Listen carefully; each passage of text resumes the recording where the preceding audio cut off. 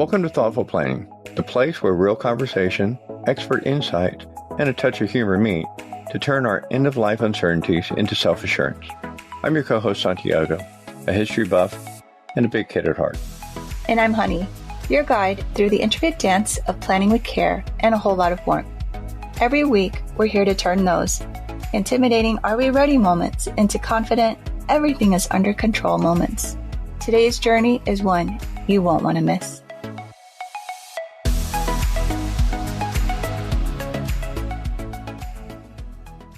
Hi, welcome to Thoughtful Planning. I'm Honey. And I'm Santiago. Remember, this podcast is for informational purposes only. For professional advice, please reach out to your doctor. So as always, we're going to start with an essential question. So today's essential question is going to be, how do you know if hospice is good for you or your family? That is a great question, babe. And we're in luck because today we have a special guest, Robyn Cogburn. She happens to be our neighbor, and she currently owns Crafted Sustainable Wellness here in Boerne, Texas. Recently, I was chatting with Robyn, and I mentioned how we started our podcast on planning for end of life, and she told me how she used to be a geriatric nurse practitioner and her experience with the talks between the patients and their families. And also, she shared a bit about hospice and palliative care. So without further ado, Robyn, will you please share your background with the audience? Hi, I'm Robyn Cogburn. I graduated from nursing school in 2008. After nursing school, I went to grad school at West Texas A&M. I graduated with my nurse practitioner in 2013 and spent most of my career at a family practice clinic that specialized in geriatric patients. So I saw patients in the home, I saw them in the hospital, I saw them in their assisted living, anywhere that they were, I went out to them to provide primary family care. Okay, fantastic. I couldn't imagine being a nurse. When I see blood, I get all... Yeah. People don't bleed very often. Believe it or not, there's not much blood. Wow. Yeah. Well, interesting. That's interesting. So, can you share the difference between hospice and palliative care and give our audience an example of each, maybe a story? So, let's start with kind of like what they are. They're not necessarily a specific junction. I think of it more as like a split in the road. So at some point we get to the road and we understand that the person has the body that they have is not going to continue to function much longer. So for whatever reason, they're not going to function. And so at some point you have to decide, what road are we going to take? Are we going to be really aggressive? Are we going to just be hands off? Are we going to focus on mental and family health? So what is our goal? And so one of the ways that you can go down is the typical healthcare route. Most of healthcare is like the majority of healthcare is spent in the last 2 weeks of life. So you can do that. You can go to the hospital. You can stay in the ICU. You can die in the hospital. That's just a totally good option to maximize, everything that modern medicine has. But it's just not the only path. So there are other paths. And I would start with palliative care first. So palliative care is when we start to realize that this body is not going to make it. And this is just a natural progression. Death is just a natural progression of life. So we get to the point where we realize that. Now we decide, do we want to be aggressive or do we want to go a different way? So if we choose to go a different way, we have hospice and palliative care as options. So I would first start with just talking to the family. And if they choose to do palliative care, that would be something like a patient who has COPD and has diabetes and has a couple different things. And we don't have any specific condition that we can diagnose and say, this is what's going on. So if their body is just failing, we can say, what do you want to focus on? And so palliative care gives the patient and the family leeway to make decisions. So if something came up and you're on palliative care, a great example is urinary tract infections. So if you get a urinary tract infection on palliative care, that wasn't going to cause your death. It could cause your death. And so we would treat things like that. We may do surgery because if a surgery would reduce pain, then, let's do that. Let's go do a lobectomy in the lung if, it's causing pain. So we can do procedures and surgeries and treatments that help relieve suffering. So we kind of can do a mix. We can do medical treatments if we need to. We can also step back and realize if we go to the hospital, it's for the UTI. If we go to the hospital for the UTI, they're going to get better, probably, but they're also going to stress out and be really depressed. And so depression decreases longevity. So if you discuss at that moment, is it worth it to send mama to the hospital to get the treatment for the UTI, or is that going to stress her out so much that she would just rather stay at home? And so you start to have those discussions. Hospice is more of a, I'd say even legalish, more of a legal term. So, first of all, palliative care can be given any place that you are.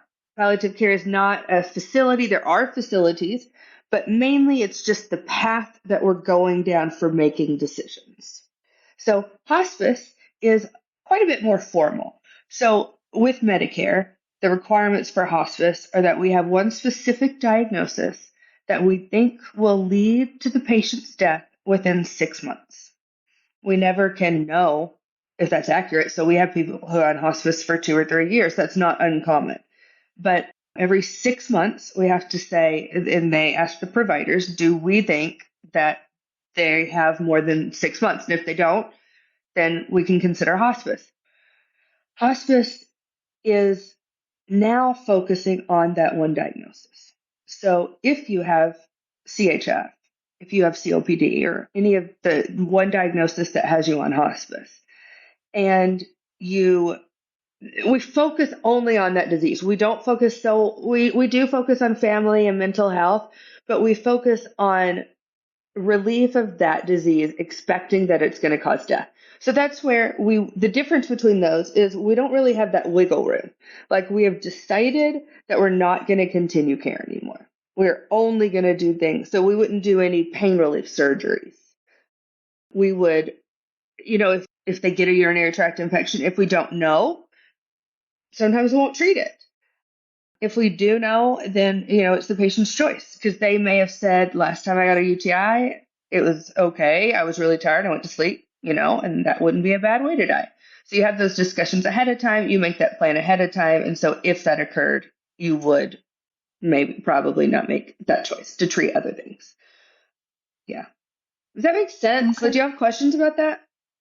No, that makes perfect sense. Okay. And it's in our last episode, which I know you haven't seen yet because we just did it yesterday. We talked about longevity, living a longer life versus living a comfortable life. Mm-hmm. And what do you want to do? Because a lot of times, if you want to live that longer life, you're going to have that more invasive stuff that you were talking about. Although more studies now, like later studies, are showing that depression is so significant in longevity that we start to have to weigh that as a factor.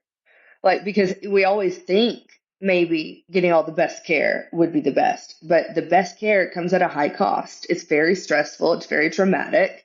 And so sometimes those will shorten life more than not doing treatment. So I wouldn't say black and white now that you live longer if you're not on hospice. I wouldn't say that anymore. It's a gray area. I could see that mental health playing a big part in that. Yes. Yeah. Okay. Oh. Well, will you also share your experience with the talk? So when you, let's take the example, in either instance, whether it's hospice or palliative care, I mean, you're talking about some serious conditions with the family members. And so that involves discussions that need to be had between the patient and their family. Would you see this as being initiated by the patient, the family, or you? Yeah. So usually, almost always, it would be initiated by me.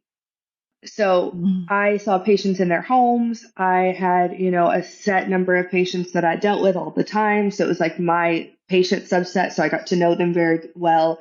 I'd go to their houses. After a while, you've talked to everybody in the family because, everybody will call you. And I was really big on being very open and transparent. So you get to know these people after a while. And there would be a point where you realize that what the patient's feeling is not the same as what the family's feeling. Like the patients frequently will talk to me privately, like, I wish they wouldn't do that. I wish they wouldn't fuss about that. I wish they wouldn't worry about that. And then I would see the family, they'd come to me after the meeting and just worry about everything that mama had said. So when I started to feel those inconsistencies, when we were struggling to make decisions, when we had to start making decisions very frequently, that's another one. Like if, we have to have a lot of these like mini talks of, do you want to go to the hospital? Do you not want to go? So I'd start watching for those signs. And then I would usually talk to the family and set up a time. So I'd say, hey, I want to meet everybody who's involved. I want everybody to come over and I want to talk about her plan. So, we're not deciding hospice or palliative. We're talking about just the plan, the path that we're going to take. We've got options now. Which road are we going to start going on? So, yeah, I definitely would say that I initiated those. Mm-hmm. Wow. I find it, well, when my father passed, we were all united behind my mom. Whatever my mom wanted to do, that's what we did. But I know that's not always the case. It absolutely is not always the case. So I think an example is, this is a bad example. This is a way that it went poorly. And I think it's really where I learned the importance of the talk. So I had a patient who, and this can get into whole legal stuff. It's a really interesting legal topic, but Hmm. the patient, I was a new nurse practitioner. It was one of the first patients that I started seeing, the first one that, this is the first time this really happened. And I went into her house and she just wasn't quite safe anymore. It wasn't unsafe, but like the house started smelling like dog urine. The stoves get left on. Mm. You can just see a decline, right? So I noticed this decline, but I was a new nurse practitioner and I was uncomfortable with this. I didn't know to really push for this. I didn't know that I really needed to get the family involved and have this conversation. So I waited and I waited and I waited. And then we got to a point where she was dangerous, for sure. Like black and white dangerous, can't walk away. I think one time, like I walked in and she had the stove and like it was dangerous. I don't even remember what happened, but it was dangerous. Like I walked in, it was like, okay, no, I can't do this. And like obviously you are not well. You're in danger. So at that point though, this is where I say the legal stuff gets interesting, is this woman is not able to make competent decisions. She has declined so much that we lost the opportunity to have her involvement in the care. So I learned to start this stuff early, early, early. And then, we start walking down that path and we can gradually get on that path. But, that's where we start going. And the more involvement we have, the earlier the better outcomes. So longevity aside, they found that patients who did palliative care had more favorable outcomes in the end when we talk about did their death go like they planned. Like if you wanted to be at home, if you wanted to be in the hospital. So if you do palliative care, if you start that early, then we can include everybody in that conversation. So I just learned that first time with that woman that there's more of a sense of urgency like than you'd think because it's not necessarily when they die. It's not anywhere close to when they die. It's when they lose competency. So now I get the families involved, or I did get them really early. Lots of transparency, yeah. So when I would start to see that the families were starting to have inconsistencies, or like maybe another reason to start the talk would be like a sister would call me and then another sister would call me, and like they'd have different opinions. And so black and white, you talked about your mom and everybody stands behind your mom. Black and white, the law requires that I listen to the POA. So if, it doesn't matter how many people are involved in this care, that there has to be one speaker for the family, and that speaker is the power of attorney. So I will only listen to that person. Like that's the only person I'm going to let direct my care. So sometimes it's really important that we have a meeting with all the family members where we sit down and discuss what we all want. And a lot of times the patients themselves were really thankful to have this talk. They really liked this. Like I said, when I was new, I didn't have the talk because it was awkward, and this is what's happening here. They don't have the talk because it's awkward. But it's usually just so much more peaceful. And now everybody's aligned, and whether or not you agree or whatever, you know what your family has decided. And so you just start coping with things better. Mm-hmm. Yeah. So you kind of answered our next question, which is great. No, it's great. So I have a different question for you. Are you ready? Are you sitting down? Okay. Yes. So I'm going to catch you off guard. Have you had the talk with anyone? About what? What do you mean? About your end of life planning? Oh. About what you want? I'm in an interesting situation because I am divorced. Mm-hmm. And I'm not extremely close to my family. Although legally, if something happened to me, I know that it would go to my next of kin. So it would be my parents. And at this point, I'm okay with the fact that it would be my parents. So I feel like they would take care of my interests. My dad is a doctor. He would make sure that I got the best medical decisions. So I haven't, but I have really chastised myself a lot for not having an advance directive. Yeah, that's how this all started for us. We were going on vacation and we're like, when's the last time we did this stuff?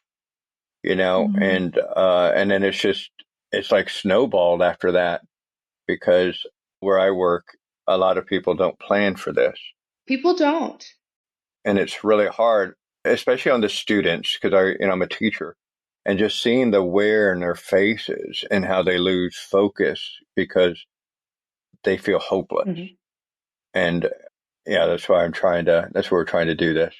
So sorry to catch you off guard. You're okay. I saw an opportunity. I was like, I'm going to jump on this opportunity. Also, I said I felt okay with my dad being my POA. I have a boyfriend now. We've been together for a while, and we have started talking about making him like a medical POA. So like while I would still prefer my dad does all the financial stuff and protecting my children, I would like to you can kind of piecemeal all of this stuff out. Mm-hmm. And so I'd like to do a POA with him. Yeah, we use a local attorney here in Bernie, and we actually chose my son, mm-hmm. who's living with us right now while he's finishing his schooling. He's not the eldest, but he's here, mm-hmm. and the proximity of him being here was a big factor mm-hmm. in us choosing him. So, I wanted to circle back real quick on something that was said, because at the very beginning you talked about the mental wellness of all of this, the mental health part. And honestly, I think that's the first time I've really heard that. And the thing, I don't recall reading that part in the book. It wasn't in his book. I don't think. We just read a book about having the conversation. And I don't think I've heard it anywhere else on any other podcast that I've listened to or researched. So I think the point of you bringing out the mental health of this whole process, I wanted to make sure I said that out loud and reminded myself of that, because I think that part is very important, especially when, Santiago, you just said about your students losing focus, and that really brought it forward to me. So I just wanted to reiterate that. I have. Oh, sorry, what? Go ahead. I have a personal experience with this is what led me actually to become a nurse. So this situation that you're talking about right now is why I'm a nurse. So when I was 19, my best friend got liver cancer, and she lived for 4 months after the diagnosis. So at this point, we have me, her fiance, she was really close to her youth director, and then her mom. And we are pretty much in there the whole time. Like she always had someone with her. And the nurse was different than the other nurses, the nurse who took care of her. And I called her eventually and said, "Oh, you made me be a nurse." But Mhm. Sarah, a lot of times, wasn't there, right? Sarah was going to die. And Sarah was asleep for a lot of it, or, delusional, or she just wasn't there for a lot of the time that we were there. And the nurse that took care of her really took care of me and her fiance. There was lots of counseling, lots of talking, because honestly, Sarah's the patient, sure, but we were going to live. We were patients too. And Lynette she took care of us. And so I think that really was why I wanted to be a nurse. It was like, we don't see all of the issues that are going, like, it's not just that patient. And in the hospital and all those situations, it's only the patient. But with these other ones, we can start to realize that the family are patients too. And their mental health and everybody's mental health is so important because they're patients. They're a person who is in the medical community because they're going through a trauma and a loss. So I know there's a stigma, especially with the, I don't know, males of the species to get help sometimes. And I think for me, having been to counselors through traumatic events in my life, it really helps out a lot. And in our last episode, we talked a little bit about planning now while the emotions aren't high, and understanding that the decisions you make right now with a clear mind will benefit you in the long run. Did you see that when people came in with a clear plan, that everybody's mental state was a little, well, I think that's what easier? When we go back and say that palliative care or early palliative care leads toward a better death outcome, but more following their outcomes. So very, very rarely, almost never, did I have anybody who came to me with a plan. But I, as a provider, knew it was very important. I understood what you were saying when they didn't. And so, yes, like having a plan before, knowing, getting used to it, talking it out, make death so much better. Mm-hmm. And that's actually that's why that's what we're trying to do. Started the podcast, to try to bring this not to be so awkward. So, yeah, well, it shouldn't be. It shouldn't be. And it was what I found so many times was that the patient wanted it. The patient knew. I mean, we all know we're gonna die. Like we've been ready for this our whole lives. Like we know, and you can't be like delusional. If you're 89 and you've got lots of diseases, like you're going to die, and they know that, and they're a lot of times more prepared than everybody else. And so, yeah, having that talk would make everything so much better. That's why I said with the lady that I messed up and I didn't involve myself earlier, because then we did have to make those decisions when, I was in her house and I wasn't safe to leave. So we had to make emergency decisions when I learned at that time to start the intervention so much earlier. Mm-hmm. Yes. Thank you for that. Thanks for sharing. Mm-hmm. If you can share something with the audience that you think everyone should know, what would it be? One, I would say talk. Talk to each other about this. Nobody's hated these conversations after. Like, they're good conversations. Nobody walks away. I mean, you walk away sad, but you walk away with a plan, and that always makes you feel better. You have a plan. You know how we're going to handle this. So talk. Just be blunt. What do you want to do when you die, Mom? What do you want us to do? How do you want to go down this? And they'll talk to you about it. And then second, I would say, and this is sad that I have to say this, but I would really research the law to be an advocate for yourself. We talked about the difference between hospice and palliative care, and so many times. So I was primary, right? So hospice is like a specialty. It's like a cardiologist or something, pulmonologist, whatever. Hospice is a specialty. So we, as the primary care, would refer our patients to hospice. And we had a great relationship with the hospices. Like, we knew them, and anytime the upper management heard about this, they would intervene. But very frequently, when we would put people on hospice, the hospice would say, "You don't need another doctor." And so they would say to us, "Okay, we've got hospice now. They're taking care of everything." But what they forget is they're taking care of one disease. And so I would make sure keep yourself informed. Know that you don't have to switch to only hospice. They'll tell you that. They tell you that you do, and that's incorrect. And I know why they do it, because it's a very subtle and hard thing to explain. And nurses who haven't been there for a long time, they say this stuff to the patient. But just know you're right.